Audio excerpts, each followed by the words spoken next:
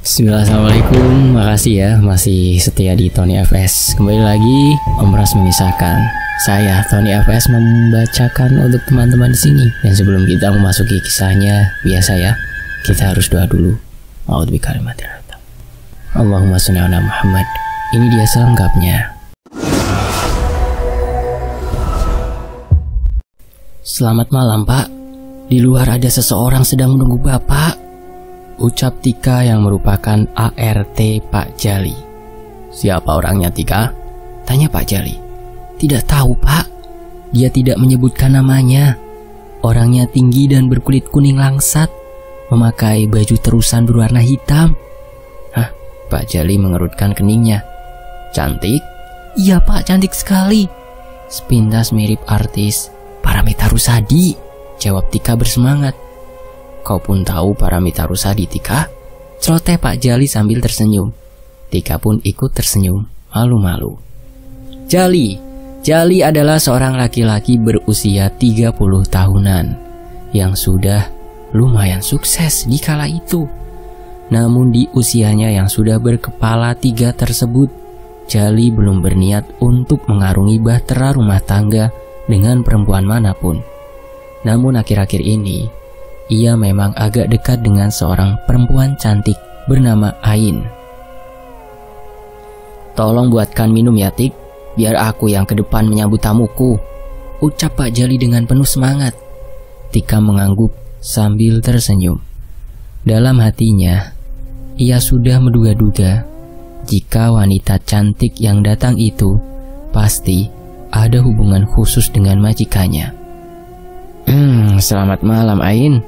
Tak kusangka kau akan datang tanpa ngabariku lebih dulu, ucap Pak Jali menyapa wanita cantik yang berdiri membelakangi pintu.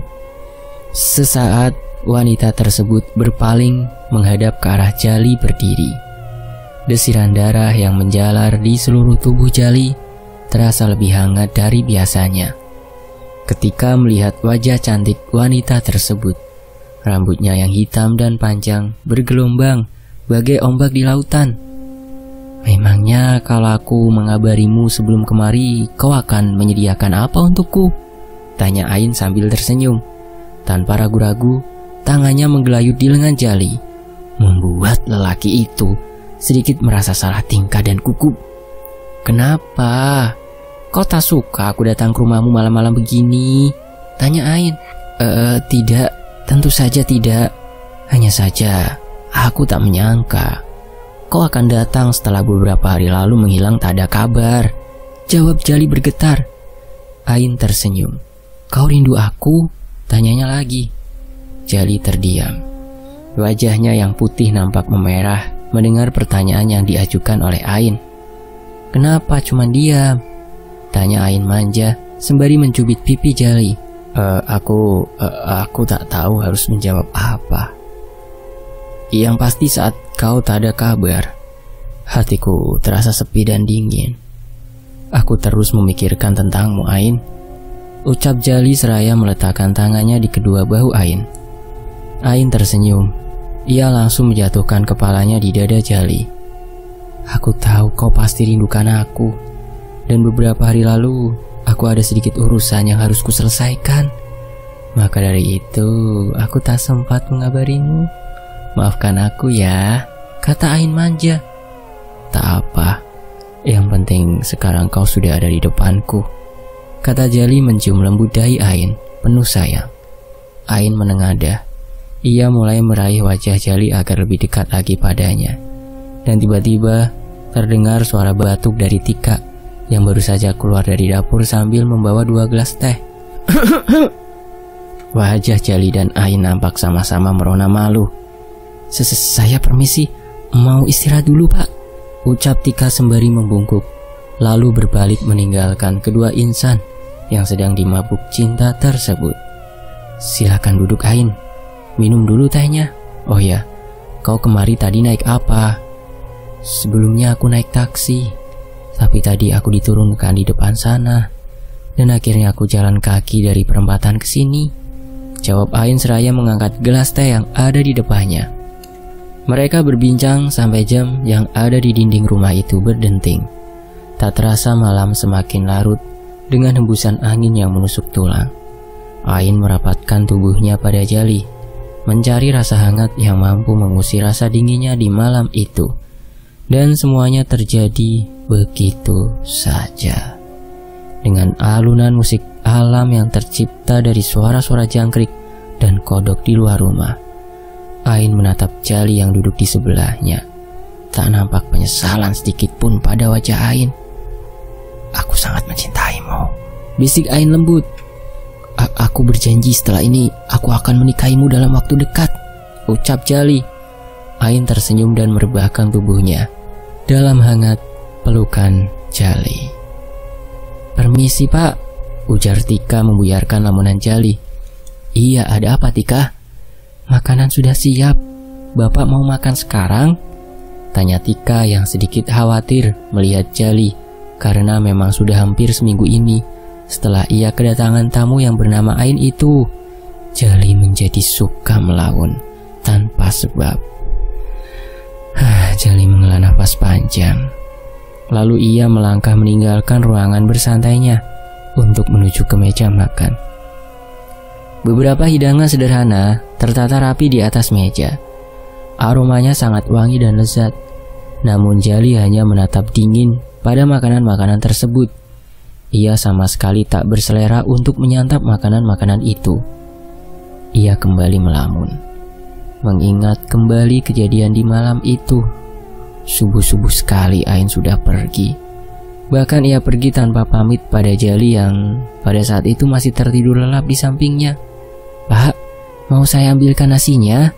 tanya Tika lagi-lagi membuyarkan lamunan dari Pak Jali. "Tika, coba duduk di situ. Ada yang ingin aku tanyakan," ujar Jali. Dengan ragu-ragu Tika duduk di samping majikannya itu. "Tika, maaf sebelumnya. Seandainya kamu berhubungan dengan laki-laki, tapi tak ada keterpaksaan di antara kalian atau bisa dibilang sama-sama suka, lalu laki-laki itu akan menikahimu, apa kamu akan terima?" tanya Jali. Iya, tentu saya terima Pak," jawab Tika tanpa ragu.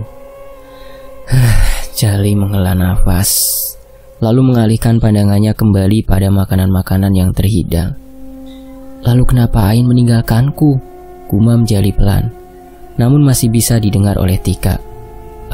Mungkin Bu Ain sedang ada kesibukan Pak," sela Tika. Jali mengangguk lalu mulai menyendok nasi ke piringnya. "Tika, ayo makan sama saya di sini," ujar Pak Jali saat Tika akan pergi. Di sisi lain, udara dingin kian terasa.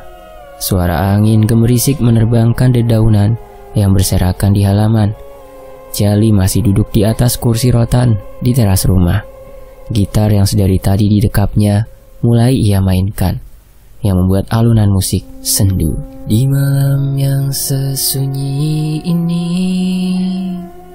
sebuah lagu dinyanyikan Jali dengan perasaan galau, namun masih terdengar enak di telinga Tika yang sedari tadi mengintip dari jendela. Saat Jali menyanyikan lirik terakhir lagu itu, terdengar suara tepuk tangan dari arah halaman rumahnya. "Ain?" gumam Jali ketika melihat wajah wanita bergaun merah muda dengan rambut panjang tergerai itu mendekatinya. "Apakah lagu yang kau nyanyikan itu untukku?" tanya Ain saat sudah berhadapan dengan Jali. "Kemana saja kau pergi Ain? Aku merindukanmu," bisik Jali. "Maafkan aku. Aku mempunyai sedikit masalah yang membuatku tak bisa datang menemuimu," ucap Ain. "Sekarang kau ada di sini bersamaku, dan aku tak akan melepaskanmu lagi walau sesaat," bisik Jali. Jali merangkul pinggang Ain dan mengajaknya untuk masuk ke dalam rumah. Sementara Tika yang sedari tadi mengintip dari jendela, perlahan-lahan mulai menutup tirai dengan wajah pucat dan tegang. Candaan manja menjadikan malam itu semakin hangat bagi pasangan yang sedang dimabuk asmara tersebut. Keduanya tertidur menjelang pukul 2 pagi. Seperti yang sudah-sudah, Ain pergi tanpa pamit pada Jali. Saat ia bangun dan mendapati Ain sudah tak ada lagi di sampingnya, terlihat raut kekecewaan pada wajah Jali kembali. Tika, panggil Jali Kunda. "Saya, Pak," jawab Tika yang masih memegang sapu di tangannya. "Kemana Ain pergi?" "Saya tidak tahu, Pak. Saya bangun sekitar jam 5 subuh tadi, Pak. Dan saya tidak melihat Bu Ain," jawab Tika sedikit gugup. "Pak," panggil Tika pelan. Jawab Jali enggan. "Saya mau jujur sama Bapak tentang tadi malam. Saya mengintip Bapak dari jendela, mendengarkan lagu yang Bapak nyanyikan, dan melihat kedatangan wanita itu.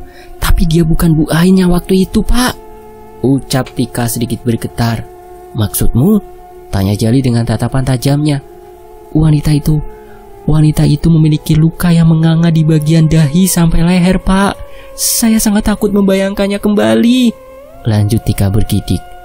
"Kau terlalu mengada-ada, Tika," ujar Jali seraya meninggalkan Tika yang masih berdiri dengan wajah yang menunduk itu. Di sisi lain, saat di tempat kerja, Jali masih memikirkan cerita dari Tika. Memang selama Tika bekerja padanya, dan selama itu pula lah Tika tak pernah berbohong sekalipun padanya. Tapi tentang cerita itu Jali masih bimbang dan ragu untuk percaya. "Kok melamun, Pak?" tanya Denny. Kau Den, ini aku sedang memikirkan sesuatu." "Sesuatu atau seseorang, Pak?" tanya Denny dengan nada bercanda. Lelaki itu meraih kursi dan mulai duduk berhadapan dengan Jali. "Aku lihat akhir-akhir ini kau sering melamun. Apa sebabnya?" "Ain, Den. Aku memikirkan tentang dia." Denny mengerutkan keningnya. "Ain? Iya, kau sudah pernah melihatnya kan?" "Tidak, sama sekali belum pernah," jawab Denny. Kini giliran Jali yang mengerutkan keningnya. "Yang waktu malam itu dia datang ke sini. Masa kau lupa, Den?" "Malam kapan?" "Malam Jumat tanggal 18 itu, Den. Kau kan ada di sini saat Ain datang." "Bukannya tanggal 18 itu aku cuti, dan aku kembali sekitar tanggal 19 sampai 20, ujar Denny. Jali terdiam sesaat. Astaga, kenapa dia bisa lupa kalau tanggal 18 itu Denny libur? Lalu siapa yang bersamanya waktu itu? Belum selesai kebingungannya, Denny kembali berujar. "Jangan-jangan kau sudah melakukan hal itu?" "Apa?" "Membuka portal dunia lain, dan sekarang kau ada di kedua sisi dunia nyata dan gaib." "Ah, kau terlalu berlebihan. Aku tidak melakukan apapun, Den. Jangan kau kira aku tidak tahu, Jal. Kau datang bersamaku waktu itu. Aku tahu kau pasti sudah membuka portal itu, kan?" "Kalau emang iya, apa masalahmu, Den? Aku melakukan itu hanya untuk mengetahui siapa dalang dari hilangnya uang-uangku. Cuma itu," sentak Jali. Denny menggeleng. "Kau salah besar melakukan hal itu hanya karena uang, Jal. Sekarang mereka sudah bersamamu. Kau dalam bahaya besar di setiap saatnya," gumam Denny. "Apa kau bilang, Den? Hanya karena? Kau pikir uang itu cuma 1.000-2.000 saja?" "Ratusan juta uangku hilang, Den," bentak Jali. "Lebih baik sekarang kau keluar dari ruanganku," bentak Jali lagi sembari menunjuk ke arah pintu yang terbuka. "Kau harus menemui dukun itu lagi, Jal. Segera," ujar Denny sebelum melangkah keluar dari pintu. Jali melempar berkas-berkas yang tersusun rapih di mejanya. Hatinya benar-benar kacau saat itu. Antara percaya dan tidak, Jali masih mengingat-ingat kejadian beberapa waktu lalu, saat ia dan Denny datang ke rumah seorang dukun sakti di Muara Teweh, Kalteng, Kalimantan Tengah. Saat itu ia hanya diberi satu pilihan jika ingin mengetahui dalang raibnya uang ratusan juta tersebut, yaitu harus membuka portal dunia lain atau masuk ke alam gaib untuk bertemu dengan makhluk yang dapat menunjukkan sekaligus mengembalikan uang-uangnya yang raib dibawa kabur oleh orang. Namun, jika portal itu telah dibuka dan terlambat untuk menutupnya kembali, maka besar kemungkinan beberapa makhluk gaib yang berada di dunia lain berpindah ke alam manusia, sesuatu yang tentu saja tidak diinginkan oleh siapapun. Apakah mungkin? Batinya. Brak! Suara pintu yang tertutup dengan keras membuyarkan lamunan Jali. 3 goresan mirip seperti cakaran di dekat gagang pintu membuat Jali tersentak. "Anwar!" panggil Jali pada petugas kebersihan di sana.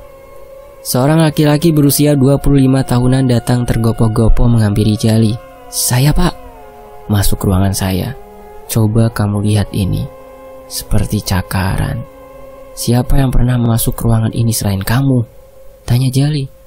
Wajah Anwar nampak bingung. Tidak ada apa-apa pak, ucapnya pelan. Ini masa kau tidak lihat? Sungguh pak, saya tidak melihat apapun. Di sana bersih, tidak ada bekas cakaran atau apapun, jawab Anwar. Kesal dengan jawaban Anwar, Jali lalu menyuruh laki-laki itu untuk keluar.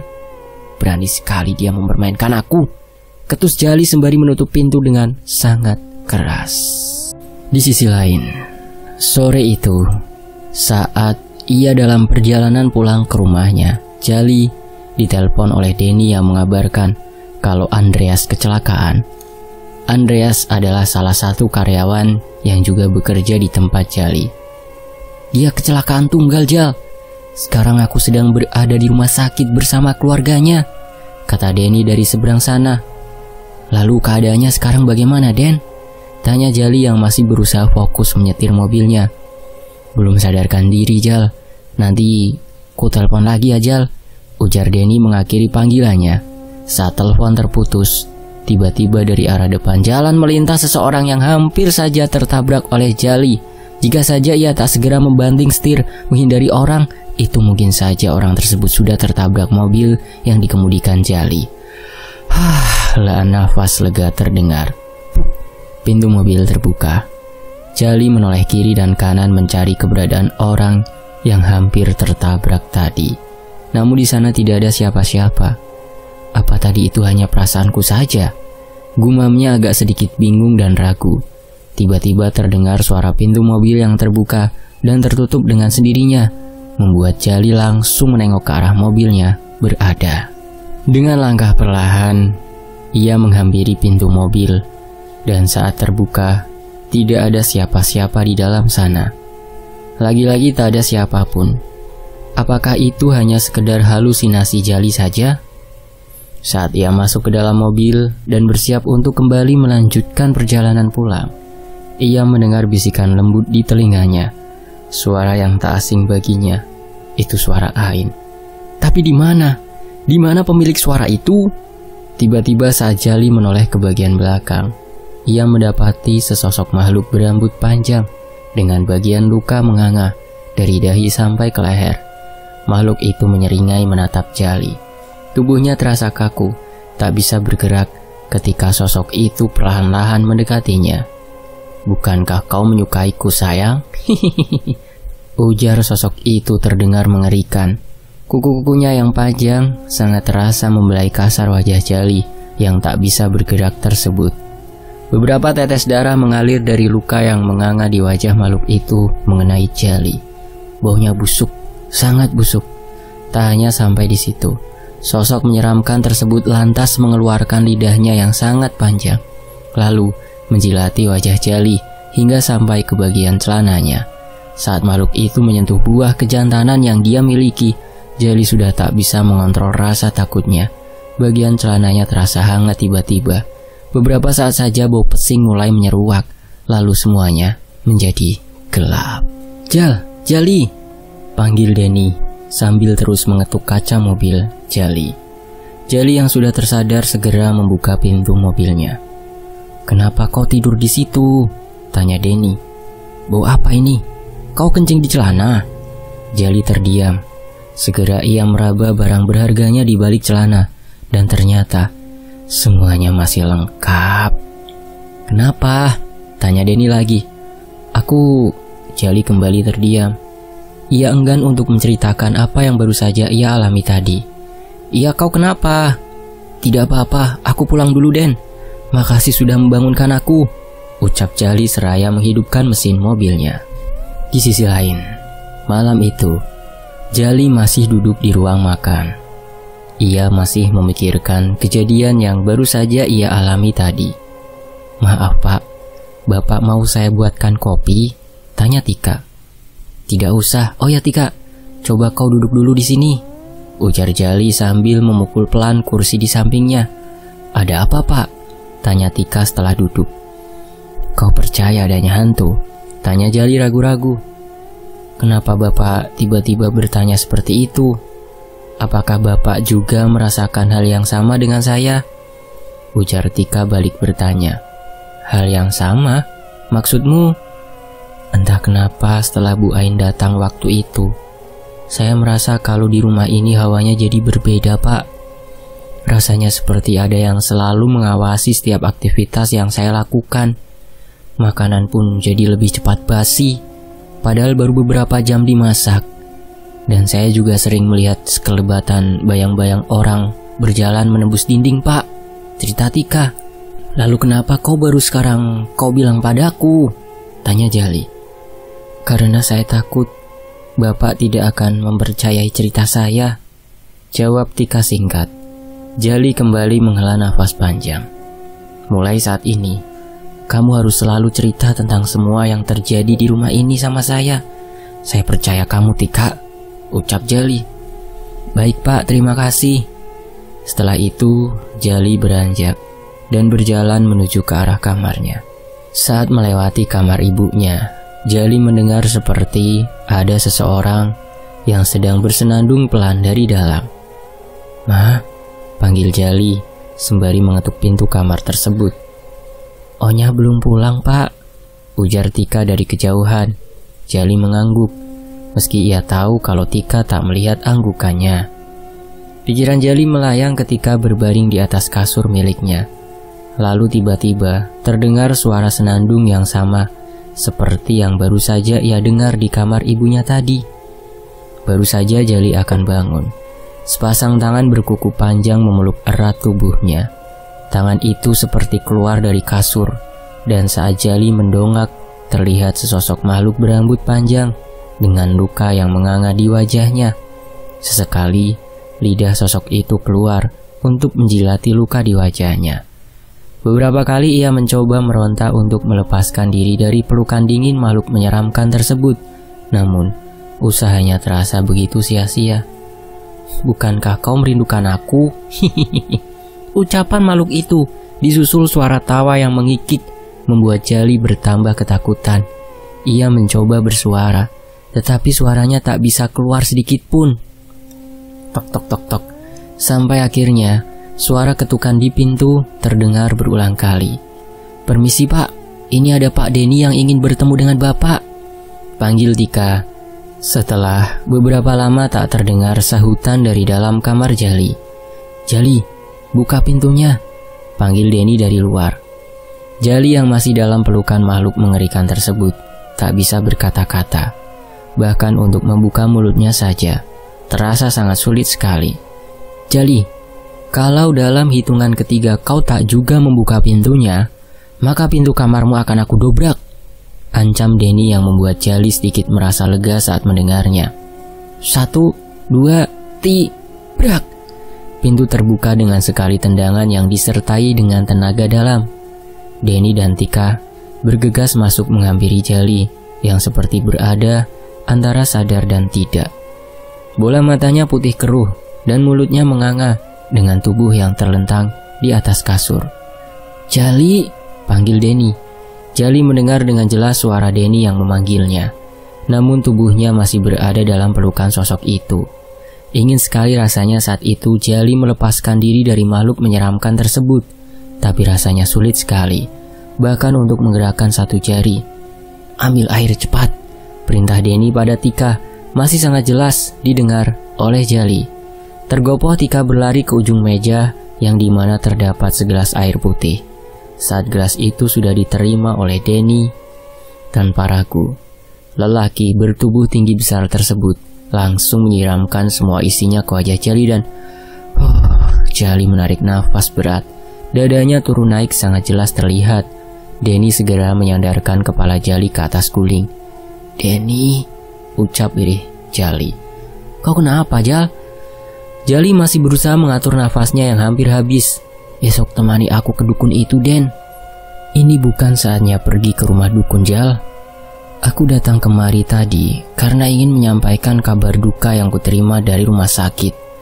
Ibumu meninggal dalam kecelakaan. Mereka sudah mencoba menghubungimu, tapi nomormu tidak aktif. Seketika dunia Jali runtuh dan hancur berkeping-keping.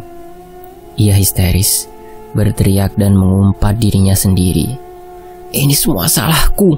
Andai aku tidak melakukan itu, ibuku pasti masih hidup," teriak Jali histeris. Denny mencoba menenangkan Jali. "Jali, sabar. Aku tahu rasanya pasti berat dan sangat menyakitkan. Tapi ini semua bukan salahmu. Ini kecelakaan, ini takdir," ujar Denny mendekat erat tubuh Jali. Jali terisak. Ia meratap, menyesal dalam tangisnya. "Tolong kau keringkan dulu rambut dan wajahnya, Tik. Aku ingin mengambil sesuatu di motorku," ujar Denny. "Sabar ya, Pak. Dulu saya juga pernah merasakan kehilangan orang yang sangat berarti dalam hidup saya. Sedih itu wajar, Pak. Tapi Bapak harus kuat. Karena yang pergi tidak boleh ditangisi. Dan kelak kita juga akan seperti itu," ucap Tika. Jali meraih tubuh Tika, membenamkan wajahnya di dada Tika. Jali menangis sampai-sampai bahunya berguncang. Tika membiarkan Jali melepaskan tangisan dan memeluknya. Saat Denny masuk ke dalam kamar itu lagi, ia nampak sedikit kaget. "Jali, sebaiknya kita ke rumah sakit sekarang," ujar Denny. "Kau ikut bersamaku," ucap Jali menarik tangan Tika. Di dalam mobil tak henti-hentinya Jali menangis dan memanggil-manggil ibunya. "Pak," panggil Tika yang duduk di belakang bersama Jali. Ketika ia melihat majikannya itu mulai tak bergerak. "Pak Jali," panggil Tika lebih keras lagi.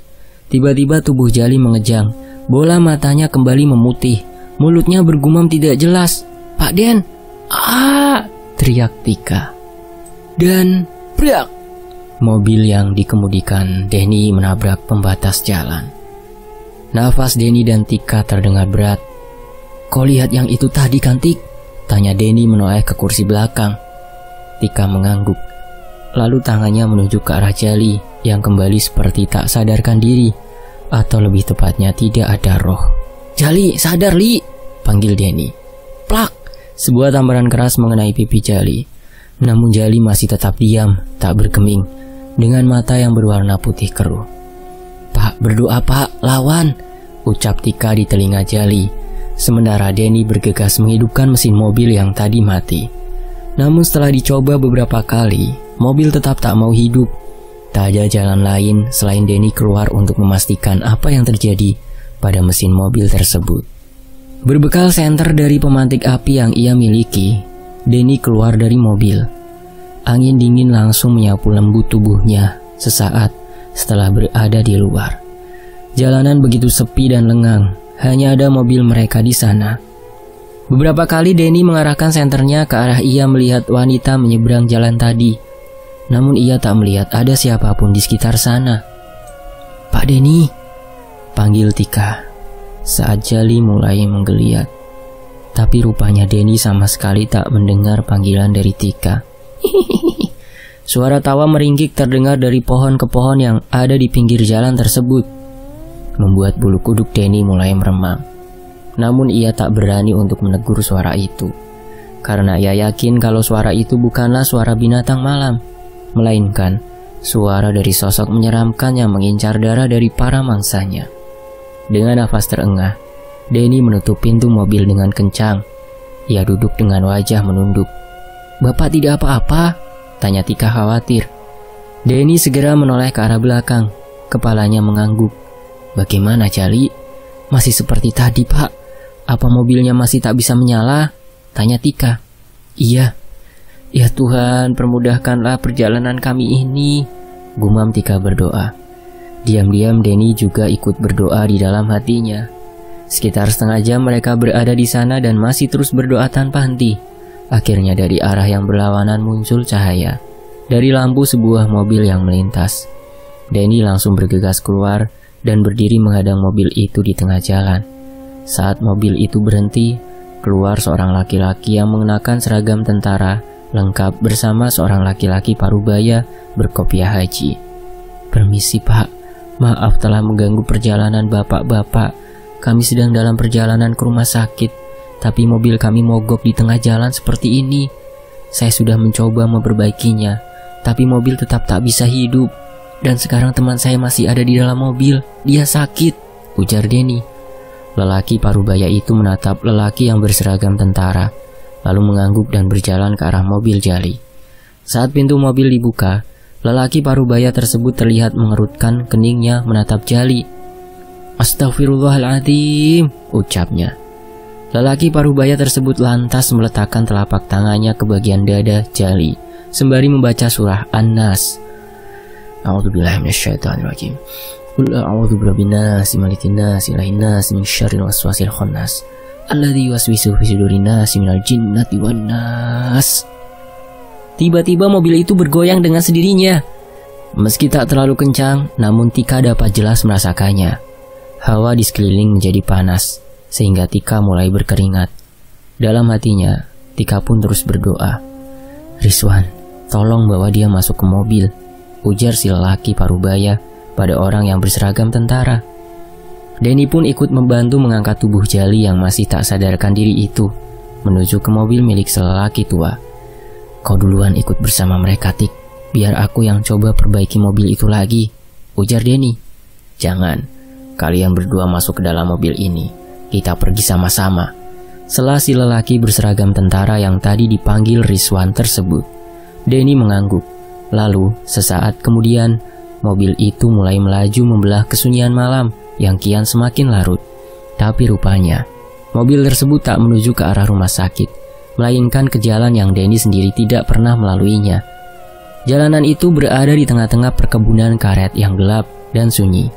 Beberapa kali kepala Denny terantuk kaca mobil karena jalanan yang berbatu dan berlubang yang mereka lewati. Setelah hampir 15 menit menyusuri jalanan kebun karet tersebut, akhirnya mereka tiba di sebuah rumah yang sangat besar, dan di samping kanan depan rumah itu terdapat musola. Beberapa pemuda yang mengenakan sarung serta peci berlarian menghampiri mobil. Mereka berebut untuk bersalaman dengan si lelaki parubaya tersebut. Dan saat Denny melihat papan bertuliskan pesantren lengkap dengan nama tempat itu, barulah Denny sadar kalau tempat itu adalah pesantren dan anak-anak tadi merupakan para santri yang menuntut ilmu agama di sana. Tapi baru kali ini ia tahu kalau di tempat seterpencil itu ada pesantren yang lumayan besar. "Mari silakan masuk," ujar Rizwan. Sementara itu Jali dibawa oleh anak-anak santri tadi ke musola, diikuti oleh si lelaki tua. Loh, itu Jali mau diapakan?" tanya Denny menghentikan langkahnya. "Tenanglah, insya Allah dia tidak akan kenapa-kenapa," jawab Rizwan. "Ayo Tik, kita lihat apa yang akan mereka lakukan pada Jali," ujar Denny. "Kalian tak usah ke sana, nanti hanya akan mengganggu," cegah Rizwan. "Betul Pak Denny, saya rasa sebaiknya kita tunggu di sini saja," ujar Tika menimpali. Denny menghela nafas panjang.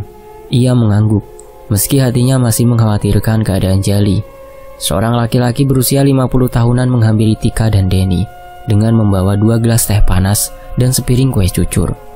"Silahkan diminum Pak, Bu," ujarnya lalu kembali masuk ke dalam. Sesaat kemudian, Rizwan keluar dengan membawa tasbih di tangannya. Rupanya, lelaki itu baru saja mengganti pakaiannya dengan celana putih panjang dan baju kaos oblong putih. Ototnya terlihat besar dan kekar. "Maaf, kalau boleh tahu, ada apa sebenarnya dengan teman saya itu?"